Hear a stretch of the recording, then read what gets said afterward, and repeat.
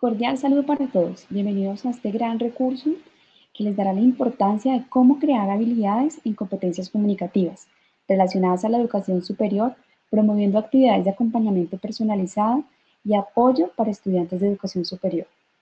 Por último, crear espacios de discusión frente a la elaboración de informes. Mi nombre es Ana María Guzmán y a través de este recurso que pretende guiarlos sobre la forma correcta de trabajar la comunicación escrita, pretende empoderarlos de temas asociados a la manera de cómo escribir y cómo comunicarnos entre otros, con el propósito de que nuestra comunicación sea más asertiva, sobre todo en situaciones como la educación a distancia. En el proceso de certificación de e-mediador AO, donde encontrarán herramientas básicas y avanzadas para las competencias comunicativas, empoderarnos de los temas propios del lenguaje verbal y no verbal. Pues recordemos que sin importar qué profesión cursemos, debemos ser consecuentes con relación a la adquisición y el desarrollo del lenguaje, pues es el manejo del sistema de símbolos articulados que permite el entendimiento entre las personas, porque se respalda en una convención social previa. Inicialmente, aprenderemos cómo redactar párrafos, basados en normas ortográficas, ya que en nuestro mundo actual es obvia la importancia. Se nos exige en todas partes, en la universidad, en el trabajo y en múltiples actividades cotidianas. La comunicación es como la imagen de una presentación del individuo. Muchas personas tienen estudios e incluso títulos posgrados, pero lamentablemente no existe una buena facilidad de la comunicación. A continuación, voy a hablar de las características de la comunicación escrita. En primer lugar, debemos tener en cuenta las etiquetas en la red, que han sido impulsadas por los internautas con el objetivo de facilitar la convivencia en la web y asimismo hacer amable y seguro el mundo virtual. Estos códigos de conducta no afectan la forma de ser de los internautas, sino que simplemente indican cómo es lo correcto comportarse. Y esto permite que las relaciones a través de la red sean mejores y más humanas, y combate problemas de la red como el fraude, el spam o los rumores. Luego de tenerlas claras, vamos al primer paso, la claridad. Podemos hablar de la claridad como una cualidad de la comunicación escrita, que es la distinción con que percibimos las sensaciones por medio de los sentidos o las ideas, y todo esto por medio de la inteligencia. Comunicación oral y escrita, es decir, escribir con un pensamiento transparente, comprensible, directo a todos los conceptos bien dirigidos. La claridad es la exposición limpia, correcta, es redactar un texto extendible sin que dé lugar a dudas. Y como segundo paso o cualidad está la precisión, que es la obligación o necesidad imprescindible que fuerza a ejecutar una cosa. Luego viene la determinación, exactitud rigurosa, puntualidad, concisión. Tal vez la brevedad y la precisión en la expresión de los conceptos, obligándolo a emplear únicamente las palabras que sean precisas y necesarias para expresar lo que queremos. Es decir, expresar nuestros pensamientos con el menor número de palabras bien estructuradas. Otra cosa importante es la síntesis. En el compendio de aspectos de un texto, pero no de todos, sino únicamente de lo más importante de las partes más esenciales. La síntesis se realiza con base a las ideas principales del texto y con nuestras propias palabras. El siguiente paso es la naturalidad. Con esto nos referimos a utilizar la lengua más usual o más habitual, escribir con nuestro propio vocabulario sin rebuscamiento en el modo de proceder. Y por último, y no menos importante, está la cortesía. Tratar con atención y respeto a la persona a la cual le redactamos. Lo cortés no quita la sencillez. La cortesía es parte de la educación y por tanto debemos tenerla muy en cuenta. Vamos a basarnos en el método altamente reconocido del autor Rudyard Kipling. Él propone en integrar en un todo armónico los elementos dispersos, donde menciona que para que toda información resulte completa, debe responder a las siguientes preguntas. Comunicación oral y escrita. ¿Qué? El suceso. ¿Quién? El sujeto activo o pasivo al que se refiere la información. ¿Cómo? La forma en que se desarrollan o son las cosas. ¿Dónde? El lugar de los hechos. ¿Cuándo? El tiempo. ¿Por qué? Es la explicación de la causa. En este método primero se identifican al objeto o situación sobre la que se va a escribir. Una vez ubicado el objeto, identificado y delimitado para que no existan posibilidades de equivocarnos, el objeto se refiere a, esto es, se le asignan las posibles relaciones que pueda tener con otro, objeto u objetos, situación o situaciones, hechos o circunstancias, identificado el objeto y referido a. Se procede a fundamentar la tesis, posición, postura o planteamiento central, unidos entre sí los argumentos, juicios e ideas. Terminada la estructuración del planteamiento tesis, se basa a la elaboración de las conclusiones. En consecuencia, las fases básicas del método estructural podemos enlistarlas de la siguiente manera. Identificación del objeto, referirlo a la estructuración de la tesis o planteamiento, las conclusiones. A continuación, va a encontrar una actividad de exploración de los saberes previos. Por medio de la presente actividad daremos inicio a los presaberes, que deben tener claros a la hora de continuar con relación a las competencias comunicativas.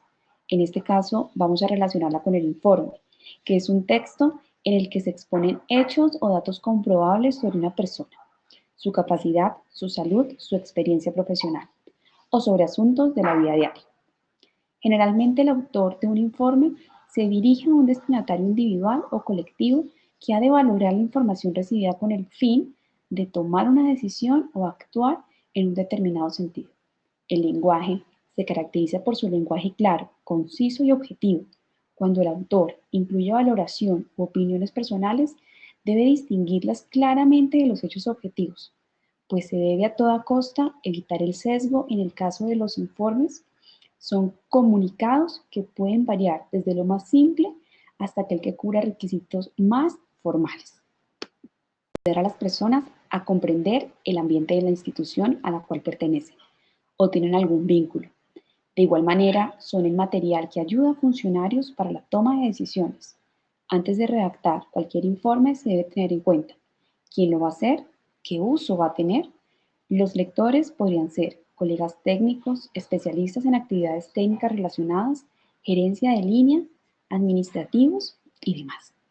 En el siguiente slide, la diapositiva número 5, encontrarán un recurso audiovisual que replantearemos la forma de cómo nos estamos comunicando.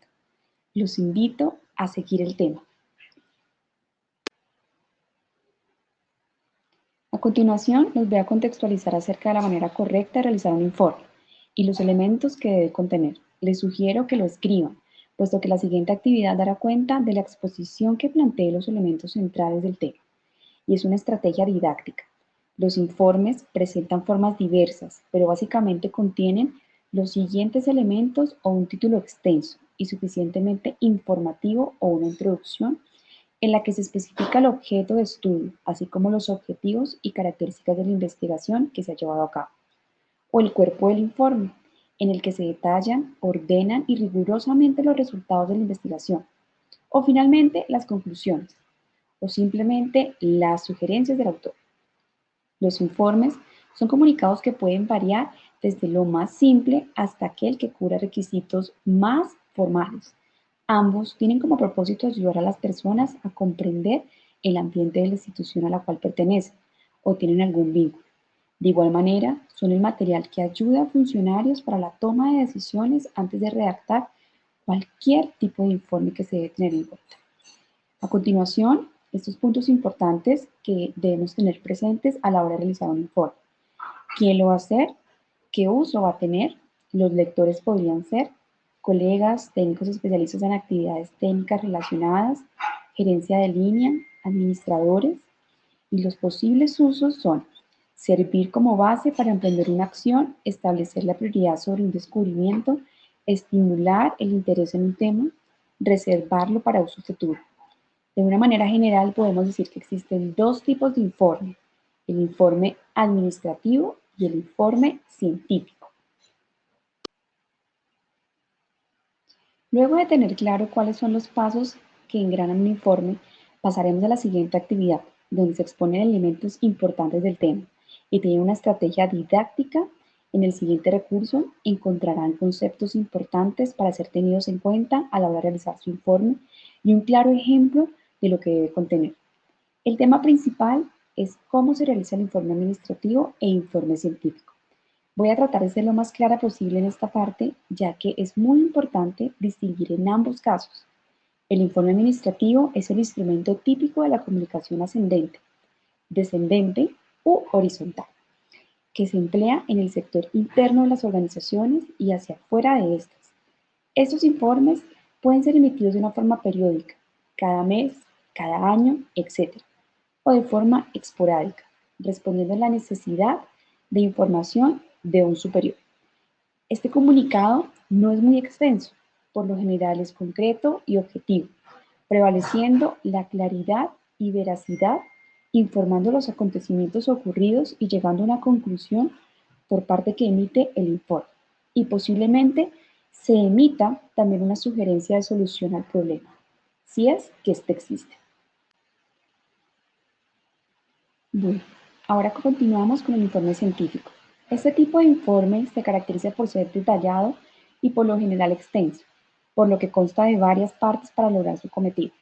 El informe científico se emplea dentro del ámbito de la ciencia y particularmente en los sectores educativos para la difusión de métodos de investigación y resultados de investigaciones para que puedan ser sometidos a juicios públicos. En su redacción deben emplear un lenguaje sencillo. Las exposiciones deben ser objetivas y se deben eliminar toda gama de adjetivos que pudieran inducir a la aceptación de una tesis o teoría. En esta parte del recurso vamos a hacer una actividad de tipo colaborativo. Se trata de que en un grupo de 5 estudiantes hagan las veces de orador y jurado, y viceversa, que dé cuenta de la comprensión de la interacción social como producto de la acción comunicativa y que logren resolver temas como el volumen de la voz, postura del cuerpo y contacto visual, habla claramente, conocimiento del tema, organización, contestar preguntas, errores gramaticales. Para los profesores, la gran ventaja de las rúbricas de evaluación es que permiten realizar un seguimiento y una evaluación de las competencias adquiridas por los estudiantes de manera más sistematizada, mediante la utilización de indicadores que miden su progreso. Por lo tanto, la evaluación es más objetiva y consistente a través de la clarificación de los criterios específicos. Aunque esta forma de evaluar tiene limitaciones como requerir mayor dedicación y supervisión por parte de los docentes, para los estudiantes este sistema de evaluación pone a disposición en todo momento las pautas explícitas que guían a los criterios de la evaluación, por lo que tienen conciencia de los aspectos que serán objeto de valoración y del peso que tienen en la calificación global. Además, les hace partícipes de la definición de las características deseables del producto final y de la manera en que se calificará su trabajo. Los propios estudiantes han realizado un proceso de autoevaluación sobre los aprendizajes requeridos en la rúbrica para eliminar la incertidumbre y para hacer un juicio objetivo sobre la valoración realizada por el profesor. Tendrá un peso evaluativo. Favor dar clic en el enlace que los llevará a resolverlos en línea. No olviden que cada uno debe colocar su nombre, aporten sus ideas y conocimientos con el objetivo de que el trabajo sea un poco más flexible y que permite lograr buenos resultados. Y por último, tenemos las conclusiones de este grandioso recurso. Cuando nos enfrentemos a un problema, debemos tener en cuenta lo siguiente. Pensar en las diferentes maneras en que cada persona contribuyó al conflicto y no echarse culpas. Expresar de manera asertiva lo que sentimos. Escuchar a las partes y tratar de entender su posición y lo que sienten. Hacer una lluvia de posibles soluciones. Acordar qué tarea tendrá cada una de las partes y mantenerse en los acuerdos. Finalmente, y de acuerdo con la investigación realizada, se puede concluir que la comunicación en la red se puede catalogar como la comunicación interpersonal por ser recíproca, ya que se puede contar con una respuesta. La comunicación escrita precisa es una estructura para alcanzar las características de claridad, objetividad y concreción. El método más elemental se debe a Rudyard Kipling y se debe aplicar en la información periodística y su propósito consiste en integrar en un todo armónico los elementos dispersos. Para mí fue un verdadero placer acompañarlos en este recurso, que estoy segura que si lo hacemos de manera objetiva entenderemos los pasos a seguir para crear competencias comunicativas. Hasta pronto.